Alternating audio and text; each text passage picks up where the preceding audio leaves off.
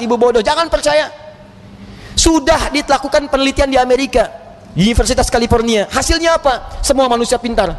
90% cerdas. 90%. 5% jenius. Jadi kalau ada yang merasa jenius, jangan bangga dulu, cuma 5%.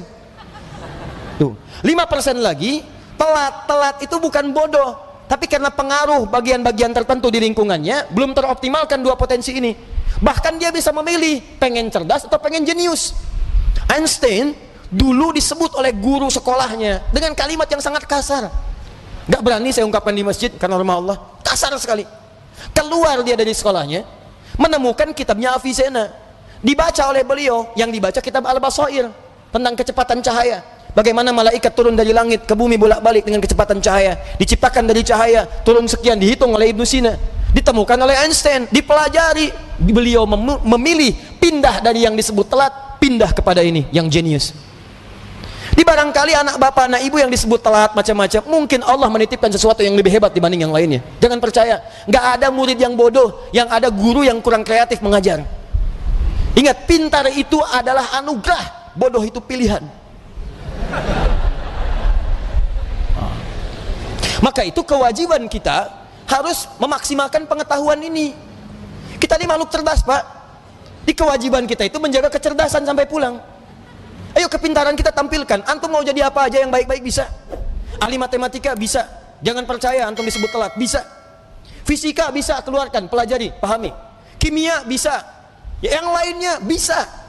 Dan yang paling hebat adalah kalau ingin dipercepat itu semua, ini yang rumusnya saya berikan pada hari ini. Bagaimana cepat memahami sesuatu, bagaimana cepat mengingat sesuatu, itu yang ditampilkan oleh Quran. Kalau anda ingin mengeksplor potensi pengetahuan sampai jadi luar biasa, maka Allah mengajarkan cara-cara itu yang akan dibahas. Cuman masalahnya, waktu kita itu tinggal 5 menit lagi. Itu masalahnya. Padahal saya ingin kasih contoh nih.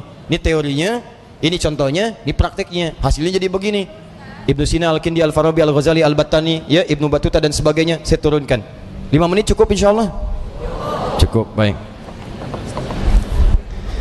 Baik, ini saya nggak bahas dulu ya, karena waktunya terbatas ya. Nanti saya bahas di malam Jumat insyaallah Al-Quran Sunnah Solution. Saya simpan di sini. Baik. Silakan Mas. Ya. Jazakallah khair. Semoga Allah muliakan antum. Baik. Satu. Baik. Satu, cara cepatnya. Cara cepat ini Bapak Ibu bisa praktekkan kepada anak-anaknya nanti ya. Kita harus yakini karena ini Allah yang menginformasikan. Jadi kita dikasih pengetahuan, kewajiban kita adalah memaksimalkan pengetahuan ini untuk mengoptimalkan fungsi kehidupan di dunia. Kita kan hidup di dunia butuh pengetahuan. Ya, bagaimana mengoptimalkannya? Ini saya percepat. Satu, yang standar dulu, standar. Quran surah Al-Alaq ayat yang pertama. Iqra bismi rabbikal ladzi khalaq. Secara sederhana, baca diartikan belajar. Orang Arab sekarang kalau menyebut Iqra, aina taqra, maksudnya aina tadrus, di mana belajar. Maka yang pertama, maaf kalau Anda muslim, Anda beriman, ya, beriman kepada Allah, yakin dengan kesempurnaan diri kita, kewajiban pertama untuk memaksimalkan pengetahuan, tidak boleh ada orang Islam yang tidak belajar, mesti belajar. Kemudian diturunkan lewat hadis Nabi sallallahu alaihi wasallam, lihat cara belajarnya, perhatikan caranya. Awas, bukan biasa. Talabul ilmi fardhatun ala kulli muslim. Belajar, menuntut pengetahuan, ilmu. Nabi mengatakan talabul ilmi. Nah, ini yang mau saya garis bawahi. Ini kadang-kadang suka jarang diterangkan syarahnya secara mendetil. Al-ilmu, talabul ilmi, mencari ilmu. Apa artinya ilmu? Dalam istilah bahasa Arab, cuma ada dua pendekatan makna pada ilmu. Satu al-fahmu, kedua al-idrak. Al-ilmu huwa al-fahmu wal-idrak. Ini yang standar nih. Ilmu itu artinya paham, fahmu, paham. Yang kedua idrak, dijangkau dan dikuasai. Jadi kalau bapak, ibu, atau anaknya misalnya disekolahkan dimanapun, jangan cukupkan hanya hadir di sekolah saja. Jangan cukupkan ditempatkan dia duduk di dalam kelas, jangan. Itu bukan sifat muslim. Sifat muslim itu ketika belajar, cek kembali, paham nggak yang dipelajari. Dikuasai nggak pengetahuannya?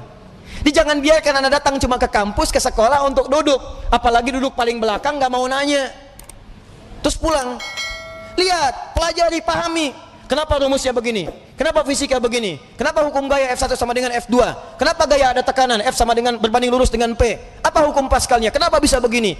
Modifikasi lagi, keluarkan rumus cepatnya. Itu sifat muslim. Hadirkan dalam kehidupan. Ya, jadi apa yang Anda ingin pelajari, jangan cukupkan sampai dengan tahu, kita mesti paham. Apalagi yang dipelajari adalah ilmu-ilmu agama, maka berubah kalimatnya langsung dari fahmu jadi fiqhun, fikih. Fiqhun. Kalau Anda ingin berusaha sampai paham, maka diawali dengan tak di depannya, tak tambah tak.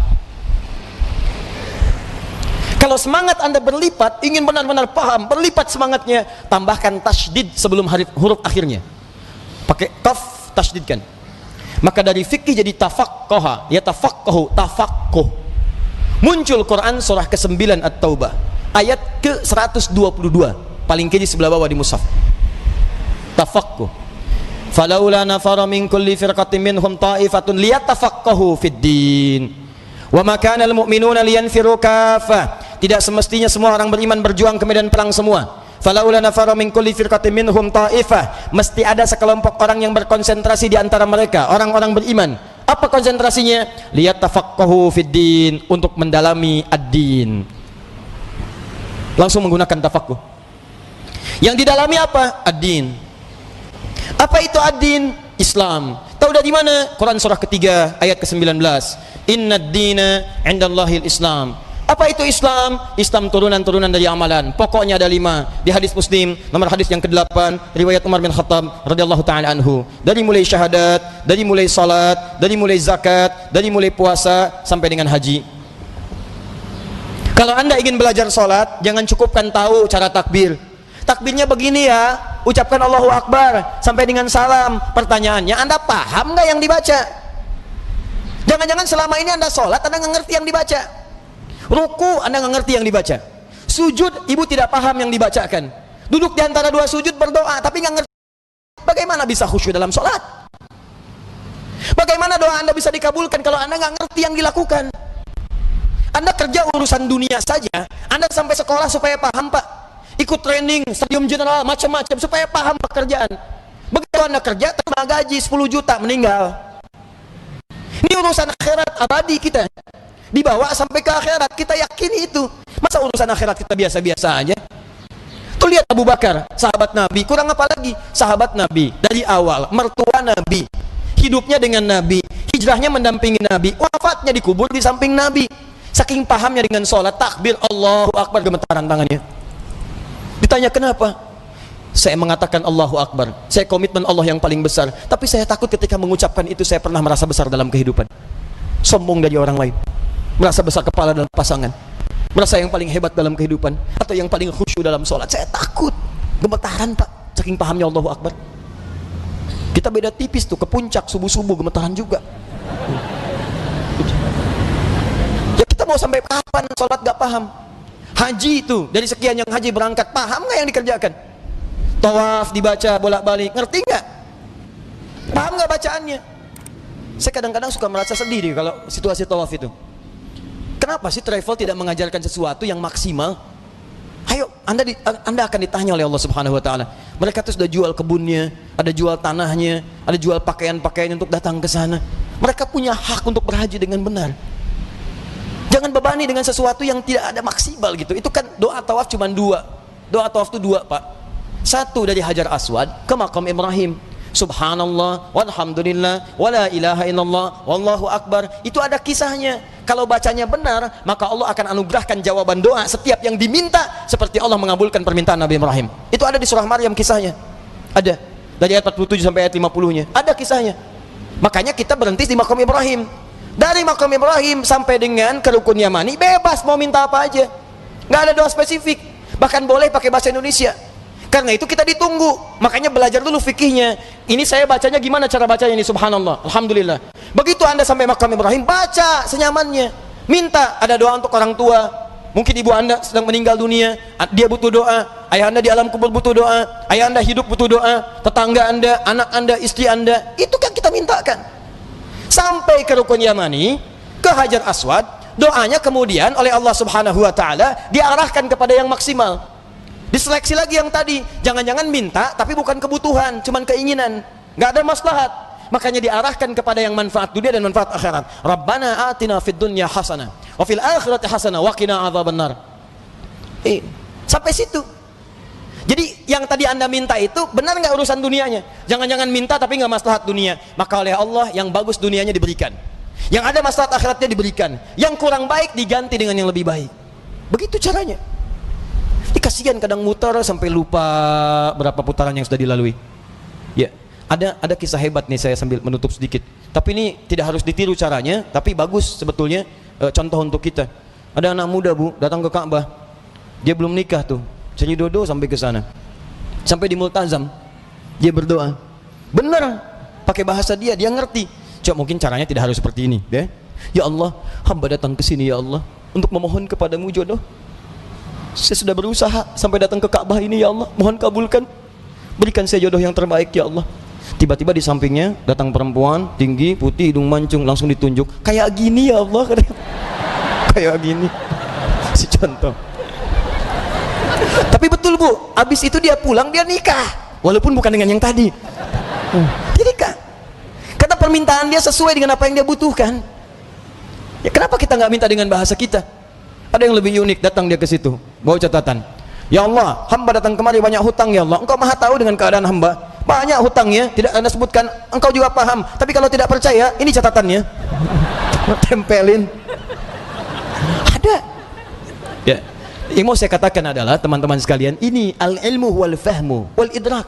Anak pulang dari sekolah, datang ke rumah, cek lagi. Nak, tadi belajar apa? Dulu ibu kami begitu, pulang, tadi belajar apa? Coba ajarkan lagi, seperti apa? Kenapa ketemu begini? Kenapa begitu? Maghrib, semua TV berhenti. Ayo datang semua mengaji. Mau lari kemanapun akan dikejar Bu. Saya pernah sembunyi di bawah lemari, dikejar. Cari, mana katanya? Cari, suruh menghadap. Kalau belum mengaji, nggak bisa tenang. Ini kita kehilangan nilai-nilai itu. Jadi kita tuh mesti pintar Pak. Dulu orang begitu. Di ngajinya tuh jelas. Begitu dibahas pengetahuan, dikuasai dengan baik. Silahkan cek ulama-ulama dulu. Penguasaannya itu total. Nah, tapi ada satu hal lagi.